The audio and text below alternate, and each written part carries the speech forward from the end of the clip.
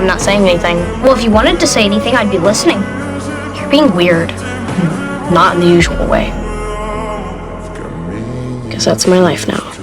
What do you mean? Everyone is acting weird. My mom is going on dates, and my dad is acting like a child. My sister's crying all the time. I just wish that everything could go back to the way it was. I don't think it will. I have to live in 2 separate houses, and my grandma says the meanest things about my dad. I know that everyone is upset that I'm not doing well in school. It's just hard to care. That sounds hard.